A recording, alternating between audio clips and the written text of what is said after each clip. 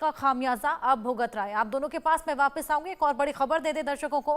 हत्या के बाद ईरानी पुलिस का बड़ा बयान सामने आया है। पाकिस्तानी नागरिकों की हत्या हुई है, हत्या की गई है। सभी मृतक पाक के बहावलपुर के थे। एक कार मरम्मत की दुकान में काम करते थे। कारों की डेंटिंग, पॉलिश और मरम्मत का काम किया करते थे। हत्यारों की तलाश जारी है, जल्द ही सभी गिरफ्तार होंगे। कार की मरम्मत की दुकान में ये सभी काम करते थे। हालांकि कहा गया है हत्यारों की तलाश जारी है, जल्द ही गिरफ्तारी होगी। ये बेहद बड़ा बयान सामने आया है। ईरानी पुलिस का हत्या के बाद जिस तरीके से वर्कशॉप में घुसकर इनकी हत्या कर दी गई, सबसे पहले हाथ पैर बांधे गए, जिसके बाद अंधाधुंध गोलियां वहां पर बरसाई गई। मृतक पाक के बहावलपुर के थे और गाड़ी की मरम्मत की दुकान में ये काम करते थे। जमीर, आपके पास मैं आना चाहूंगी। जिस तरीके से इस हत्या को अंजाम दिया गया, उसमें हमने ये देखा कि आम जनता हमेशा इस तरीके के हमलों का खामियाजा भुगतती है। ऐसे में आतंकवाद का पनागा पाकिस्तान, जिसकी नीतियां ऐसी थी जिसके चलते ये आतंकी संगठन पैदा हुए, सेना क्या कर रही है? क्योंकि एक्टिव तो नजर नहीं आ रही है।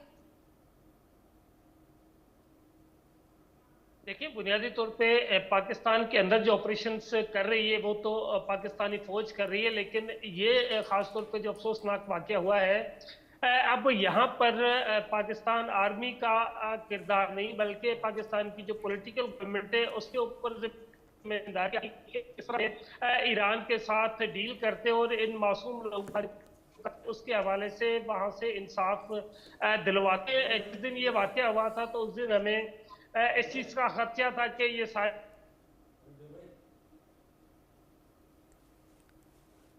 बिल्कुल, चलिए जमीर जी से जुड़ने की कोशिश करेंगे।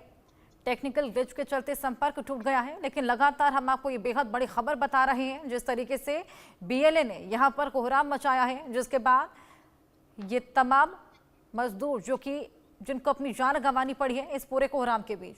विनोद जी, मैं आपके पास आना चाहूंगी। जिस तरीके से यहाँ पर लगातार ये दोहरी मार पाकिस्तान झेल रहा है, क्या लगता है क्या टाइम फ्रेम रहेगा जिसमें चीजें बेहतर होती नजर आएंगी, या फिर टुकड़े टुकड़े होगा पाकिस्तान? देखिए, मुझे नहीं लगता कि टाइम फ्रेम जैसी स्थिति पाकिस्तान के पास बची हुई भी है।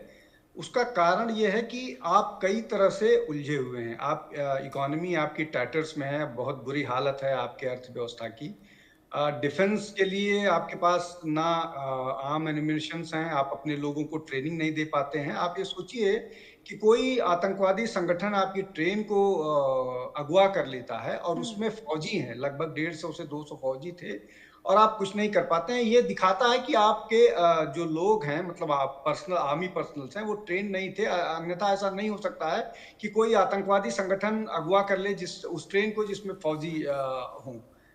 दूसरी बात, तीसरी तीसरी बात यह है कि अभी भी बहुत सारे कॉन्ट्राडिक्शंस हैं। जैसे एक पर्टिकुलर, जैसे मैंने बोला कि पंजाब का इलाका है, वो सब कुछ फौज को डोमिनेट करता है, और फौज जो बॉर्डर्स को प्रोटेक्ट करने के अलावा बाकी सब काम करती है। मैं हमेशा से कहता हूं कि वो सब्जी पैदा करने से लेकर के, ब्रेड बनाने से लेकर के, दूध पैदा करने से लेकर, वो इस तरह का काम भी करते हैं। तो उनके पास कितनी ट्रेनिंग का टाइम है, कितना क्या करने का टाइम है, और ये सब वो अपने ऊपर के बॉसेस को खुश करते रहते हैं, पॉलिटिकल लीडरशिप को खुश करते हैं। तो मेरा सिर्फ ये कहना है कि वो प्रोफेशनल सेटअप नहीं बचा हुआ है।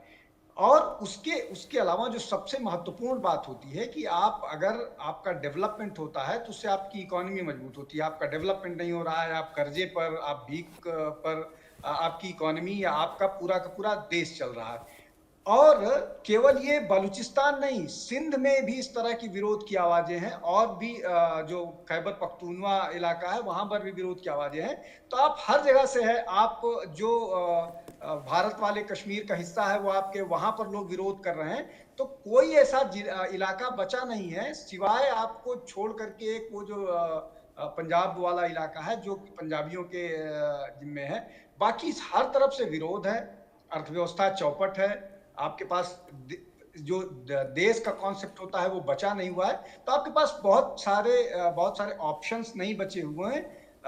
मुझे लग रहा है कि ये धीरे धीरे वो डिसइंटीग्रेशन का जो प्रोसेस होता है उस प्रोसेस में है, इसलिए कि पाकिस्तान जो कॉन्सेप्ट है वो अपने आप में फॉल्टी कॉन्सेप्ट था जब 1947 में बना था।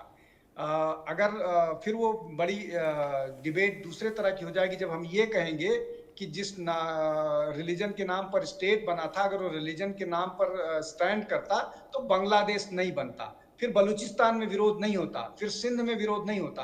तो वो कॉन्सेप्ट ही गलत था। उस कॉन्सेप्ट में बहुत सारे भारत में बैठे लोग, अभी के संगठन के लोग भी दोषी हैं, मतलब ये 47 के पहले का।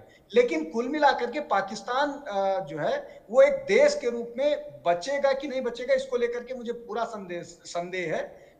बहुत खराब स्थिति में है हर तरह से, मतलब मिलिटरली, इकोनॉमिकली, और एक जो होता है ना बॉन्डिंग होती है, कॉन्सेप्ट जो नेशन का कॉन्सेप्ट होता है, जब आप डिफरेंट आप बलूच आइडेंटिटी, सिंध आइडेंटिटी, इस तरह की आइडेंटिटी है और उसमें पाकिस्तान की आइडेंटिटी ओवरलैप नहीं करती है, पाकिस्तान आइडेंटिटी एक बॉन्डिंग फोर्स नहीं बनती है।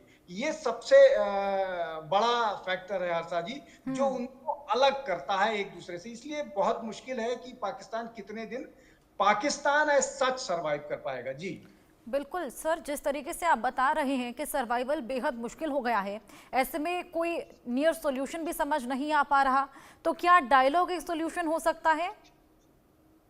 देखिए, डायलॉग तो ये पहली चीज होती है। अगर कहीं पर हिंसा हो रही है और आपके देश में आपको कोई इंटरनल इस तरह की दिक्कत है, आपके लोग आपके खिलाफ हैं, आपके खिलाफ हथियार उठा लिए हैं, तो दो चीजें होती हैं कि आप पिन पॉइंट कीजिए कि प्रॉब्लम कहाँ है। जैसे मैं अपने देश का ही उदाहरण लेता हूँ। जैसे कश्मीर में भारत को मालूम था कि पाकिस्तान की तरफ से ऐसा हो रहा है, वो कर रहे हैं, तो हमने दो तरफा वो कर दिया, हमने पाकिस्तान से बात करना बंद कर दिया, हम अपने बॉर्डर को वो कर लिया।